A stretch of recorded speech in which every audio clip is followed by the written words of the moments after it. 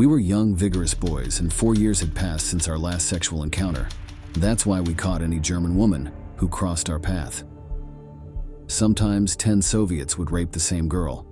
There weren't enough women for all of us, and besides, soon the rumor of what we were doing spread, causing people to flee. We had to settle for 12 and 13-year-old girls. When they cried, we covered their mouths with a cloth, something that seemed amusing to us. Now that the years have passed, I don't understand how I was able to do this, I who had been raised by a respectable family. The terrible words you just heard belong to a former soldier of the Soviet Union. In 1945, the Red Army swept through the city of Berlin, drowning it in a wave of death and destruction that left tens of thousands dead. The crimes of the Stalinist troops were forgotten, as historians focused for decades on the abominable crimes of Nazism and the crucial Soviet victory that ultimately destroyed the Third Reich. However, starting in 1991, with the dissolution of the communist state, declassified documents have revealed shocking information about the actions of the Soviets in the German capital. The testimonies are chilling. Looting, mass rapes, summary executions, desperate soldiers seeking revenge, and officers turning a blind eye to the suffering of German civilians.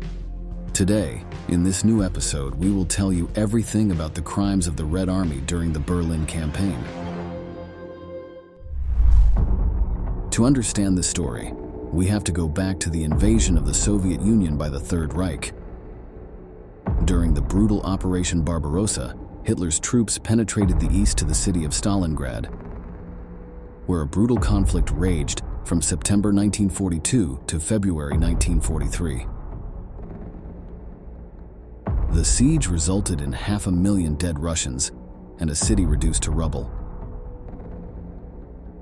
Despite the Germans suffering a harsh defeat, the Wehrmacht entered a retreat from which there would be no turning back. In Stalingrad, communist forces captured 90,000 Germans, including 22 high-ranking generals. Now it was the Soviets' turn to exact their long-awaited revenge. From the moment Stalin was orchestrating the counter-offensive, his troops made comments and jokes about the terrible fate that awaited the Germans. Antony Beevor, one of the historians who has extensively researched the Berlin campaign, recounts in one of his books how, after the Stalingrad conflict, a Soviet colonel walked in front of a row of German prisoners of war to provoke them. He pointed with his finger to a ruined building, then shouted at the captives, "This is what Berlin will look like soon." The communists wanted to avenge not only the destruction of their cities, but also the countless crimes of the Wehrmacht on the Eastern Front. In addition to the expected consequences of a violent war and the previously outlined plan hunger by the Nazis, which caused the deaths of millions of Soviets, Hitler's troops had devastated entire villages, exterminating Eastern populations and massacring hundreds of thousands of Jews. Let's hear the testimony of Hugo Gutfreund, who witnessed the extermination of the village of Zlotzow in 1942. All the Jewish inhabitants were led into a forest by the SS, where the following occurred. They had to make their own graves. They was digging graves, and they had to take off their clothes and stand on the edge of the graves, and everyone shot and fall in the grave.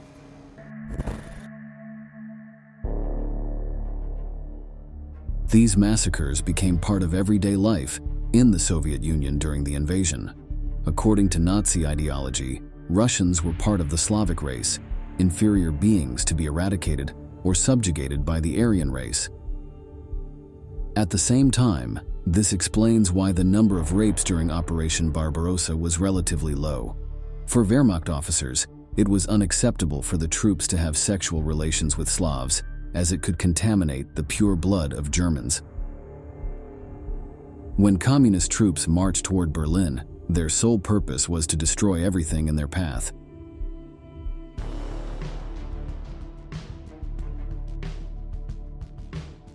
Government propaganda encouraged them not to show mercy. This can be seen in the following slogan by official propagandist Ilya Ehrenberg: "Don't count the days, don't count the kilometers, just count the number of Germans you have killed. Exterminating them is your sacred duty. It's what the Russian homeland demands. Don't hesitate, don't give up. Kill them all." On April 20th, 1945, the Soviets bombed the capital of the Third Reich for the first time. It was no coincidence that they chose this date, as it was Adolf Hitler's birthday. In this way, they showed the Berlin population who the true masters were and made it clear that the Führer could not protect them, and that the best thing they could do was surrender. From this moment on, communist artillery did not stop firing until their enemies surrendered, resulting in the material destruction of the city. Let's see a real film footage fragment recorded during the battle where the deafening roar of Soviet gunfire can be heard.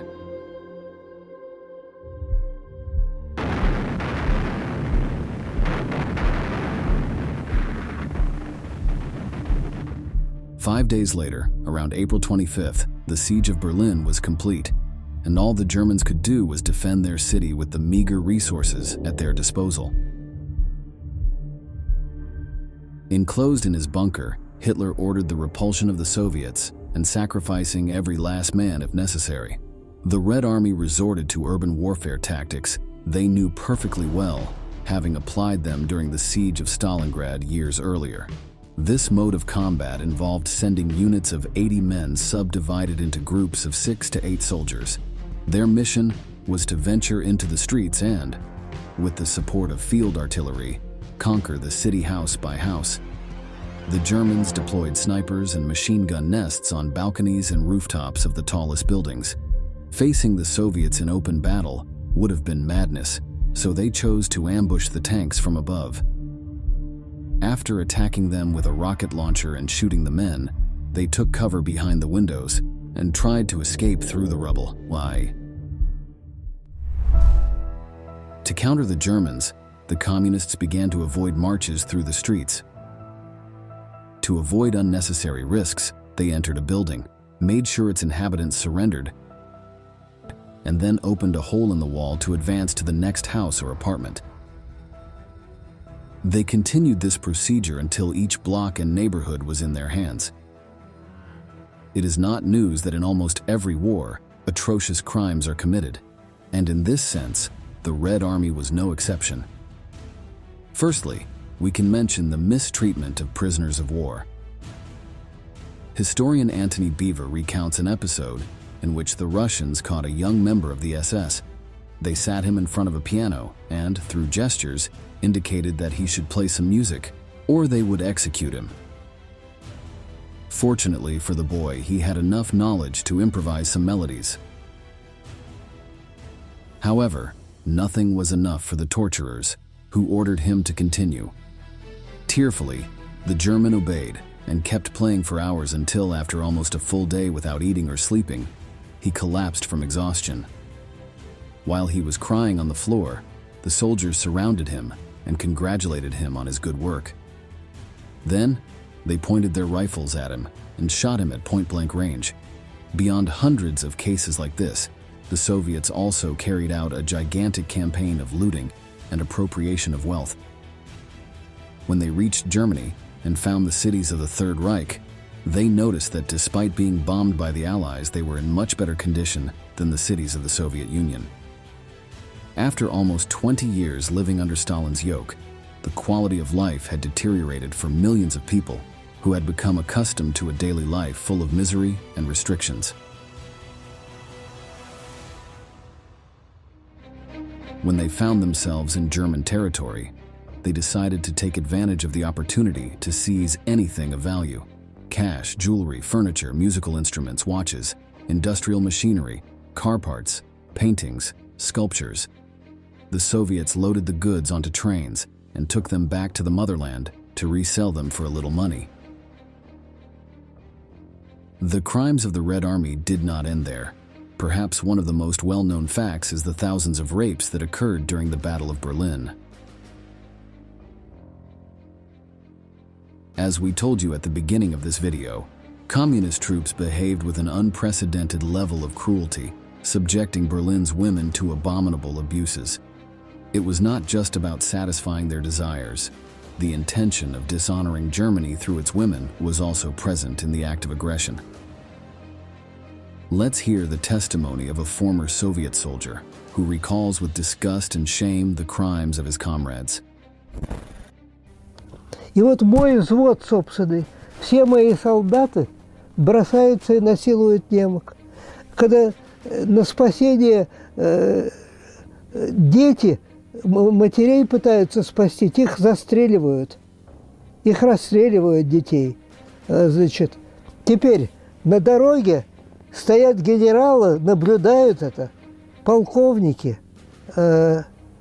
Ну, временные, дальше ехать нельзя, была загромождена дорога. Вышли. И телефонистки мои все смеются. One crucial aspect of this testimony is the attitude of the officers. The veteran recounts that commanders observed the troops' crimes without doing anything about it, and some even laughed. Although rapes were prohibited by law, authorities preferred to ignore the assaults to avoid turning their men against them. Some went so far as to justify it, arguing that the Red Army did not allow military brothels that existed in other armies of the time. They said that this caused the soldiers to be desperate for women, and it was understandable that they reacted this way. It was a poor attempt to excuse the criminals, but the truth is that even Stalin himself thought the same. Although the testimony we saw earlier is certainly chilling, there is nothing more terrible than hearing it from the mouth of one of the victims. Now we will listen to Lisa Slater, an administrative employee of the Wehrmacht who was sheltered with others in a basement. One day, they were intercepted by the Soviets, who made them experience hell. Our basement to all the basements. They just took their boots and we were all bedded down. All the men in the front, the woman in the back. By then I was in my 9 months pregnancy, also close to having my child. And they kicked with the boot, Frau komm. That's the only German word maybe they knew, Frau komm. And then the person had to get up, the woman, and they didn't take her outside the basement. They put her against the wall, and they stood in line with their machine gun pointing at us and raped the woman. Soviets usually didn't care about the age of the women. The victims could be 11-year-old girls, just as they targeted women up to 70 years old. Soldiers challenged each other to attack them, and anyone who didn't was labeled a coward lacking manliness. Therefore, participating in these crimes became a kind of initiation ritual for many young members of the Red Army, who believed they had to do this to become real men. Let's continue listening to Lisa Slater's chilling testimony. There was a lady, she was in her 60s, and I thought that was old at that time. She had a husband in the basement with her, and I don't know why. That poor woman was almost taken every night. And one night her husband was just so frustrated, he got up and thrust forward and kept saying, no, no, please, no. And what they did, they turned around, shot him, raped her, and after they finished raping her, shot her. It is impossible to know exactly how many were the victims of the Red Army.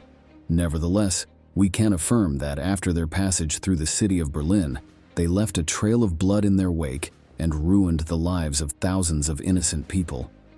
Among them were women who were savagely raped and, in the following years, had to deal with the psychological consequences of trauma. Many became pregnant after the assaults and were marginalized by the Germans themselves, who saw them as collaborators of the communist troops just for being violated.